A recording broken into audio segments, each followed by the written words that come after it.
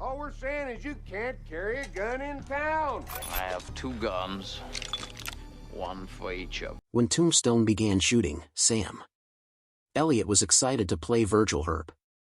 He believed in the story and felt proud to join the cast. From day one, he watched director Kevin Jha work his magic. On paper, Yora had a strong voice. He shaped lines, cast the actors, and even chose every detail like mustache styles and spurs. Elliot admired that vision and was happy to be part of it. But almost right away, Sam knew something wasn't right on set. Was struggling. The shots weren't coming together the way they needed to. Instead of close-ups and energy, Jay leaned into long, old-fashioned, wide shots, great for classic westerns, but out of place for this take on the story. Elliot could sense the tension building. He saw Jara refusing help, even from the seasoned cinematographer William Freyer. Jar stuck to his vision, but the result wasn't working. Sam's concern came from a place of care. He wasn't trying to criticize. He adored Jar's writing. I loved how the script drew each character and he believed in its cast. To Sam, Jha's script was something special. But seeing the direction fumble, he couldn't stay silent. Hun understood that if the film didn't adapt, the heart of the story might be lost. The sadness from casting and crew was real.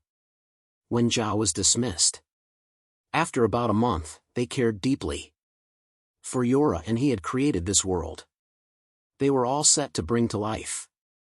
Losing him was like losing the captain of their ship. It was difficult, emotional, and heavy. With Yora gone, trust hung in the air. George P. Cosmos came aboard, but he had only a few days to get up to speed. From the cast's viewpoint, the crew needed more direction than he could offer alone. It was then that Kurt Russell stepped quietly into a leadership role. He began meeting with everyone, focusing on streamlining the script, and even writing nightly shot lists to guide Cosmatos. Sam felt supported through this tense moment.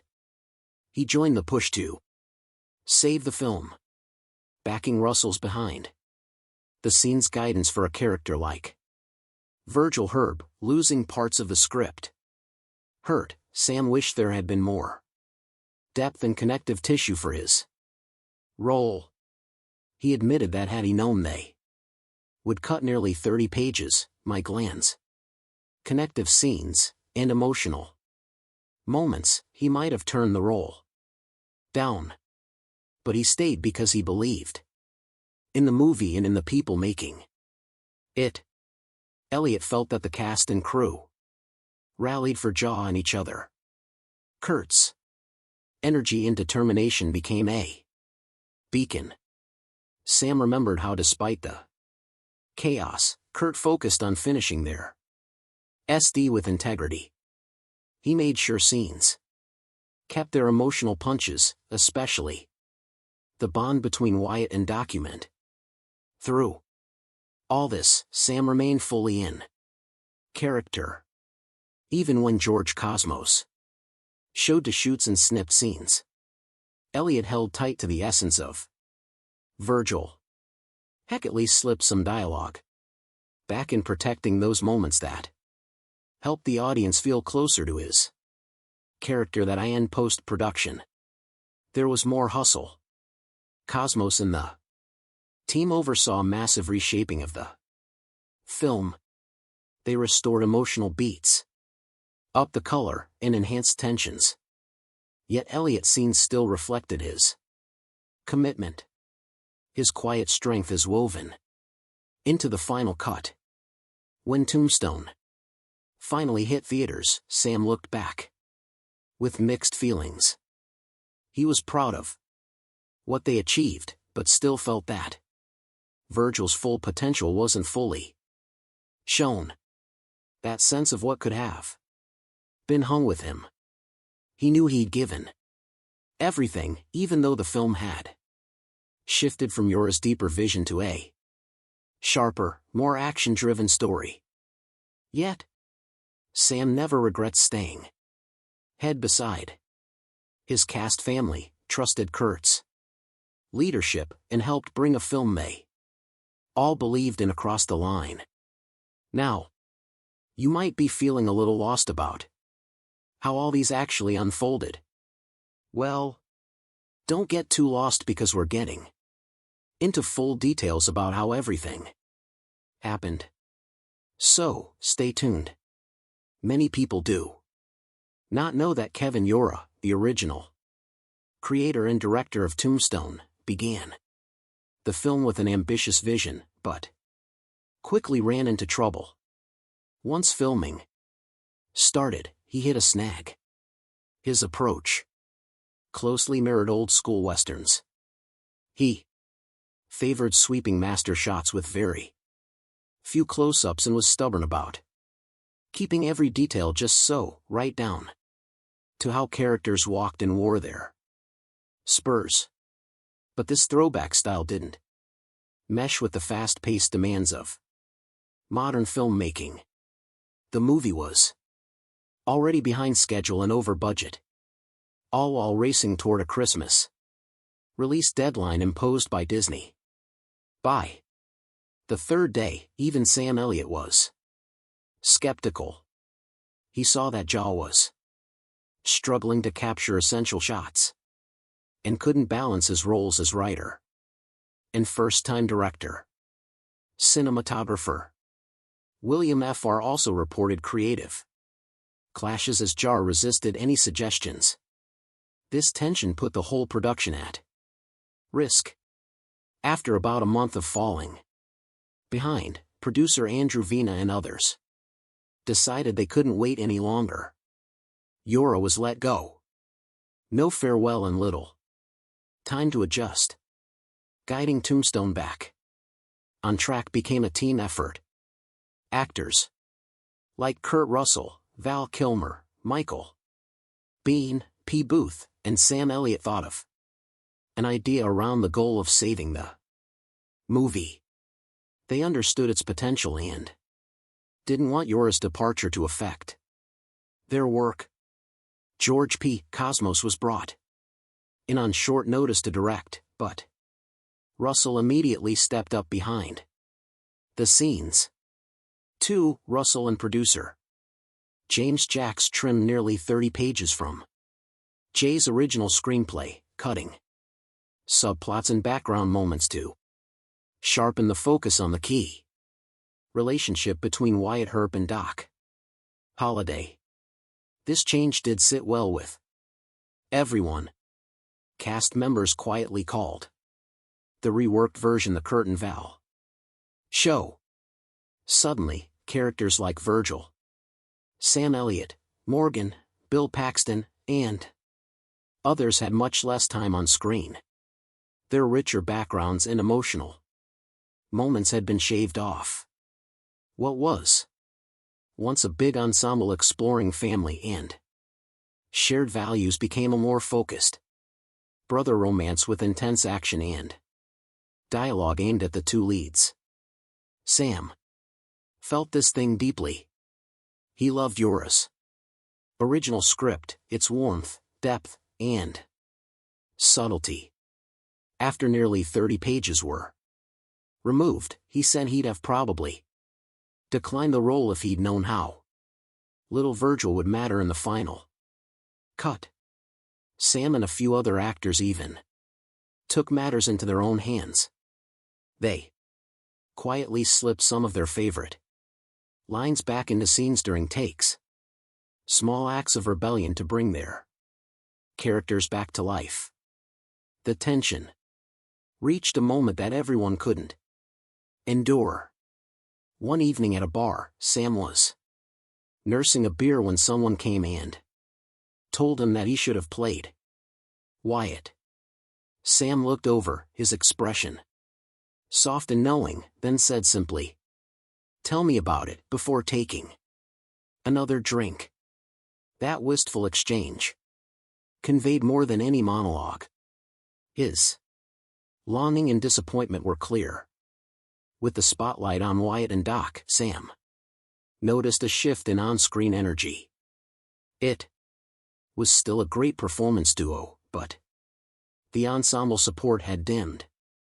Roles that once had meaningful subplots and emotional arcs became background figures.